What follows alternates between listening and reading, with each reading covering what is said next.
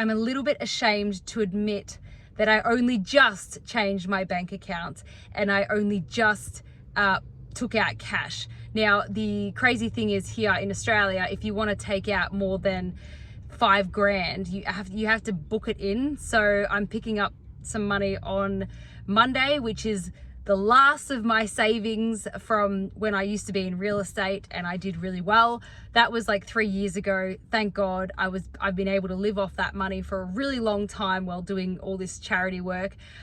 So yeah, it actually feels really, really good.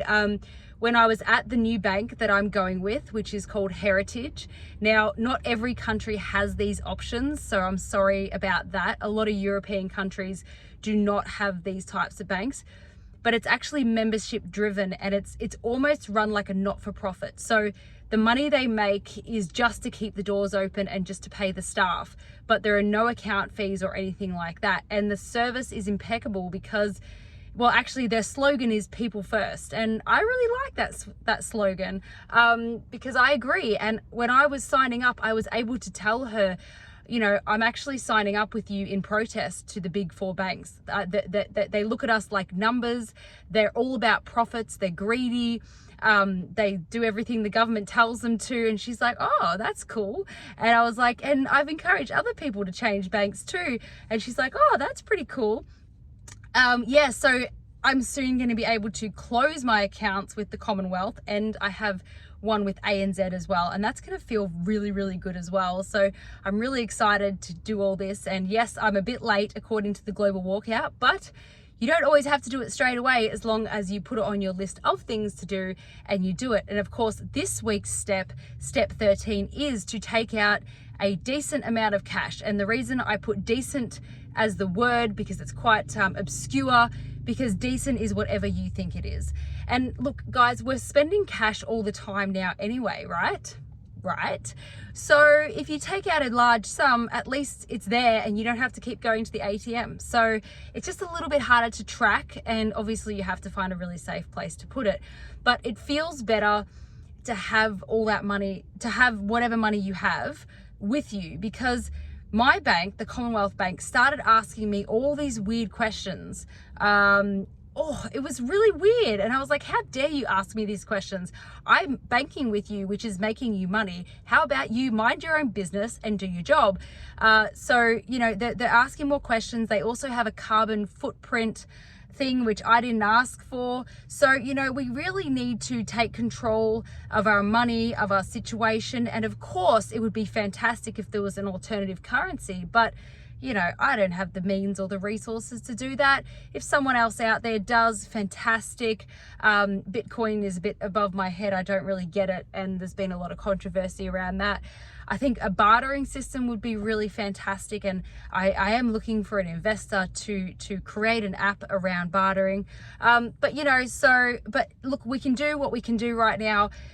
And what you can do right now is whenever you get paid, take it all out in cash. Make sure you keep it somewhere safe, because obviously if you lose your wallet, that's going to suck.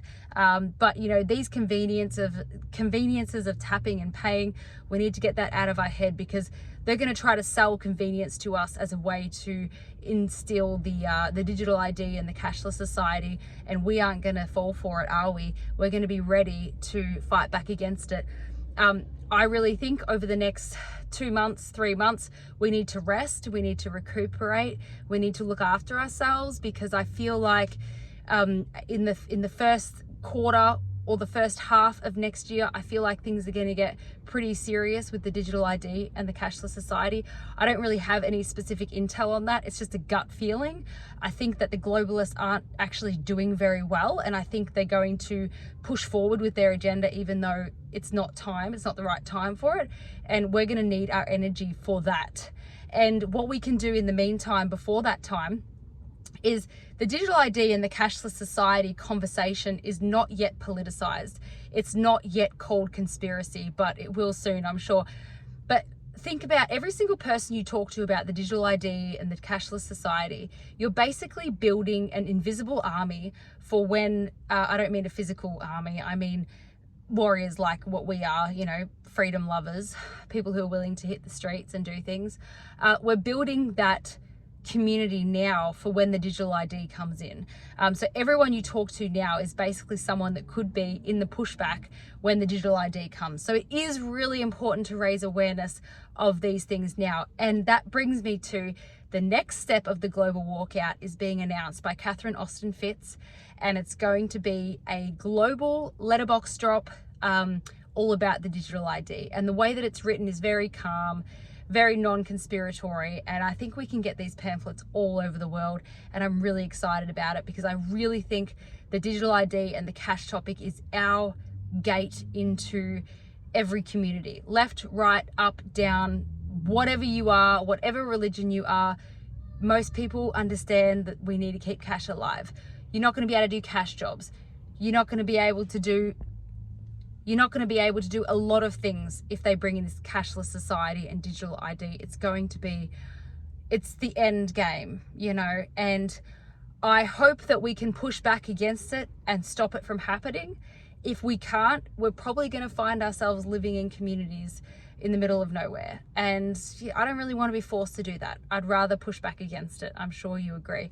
So we are building that army today, one conversation at a time. And it just feels really good to take some control back. I'm sure the Heritage Bank isn't totally, you know, against the government or anything like that. I'm sure when push comes to shove, they would cave too. I'm not saying that they're, you know, a freedom-loving bank. Of course not. But it is one step better, and I feel good about that. So get on top of it, guys. Join a bank that isn't one of the big four. So Commonwealth, ANZ, Westpac, and what's the other one? I can't think of the other one. The big four banks. I'm sure you guys know which ones I'm talking about. Get away from them. Take some cash out. Get some power back. Rest up, because we're going to have a fight ahead of us next year, guys. So enjoy Christmas while you can. See ya.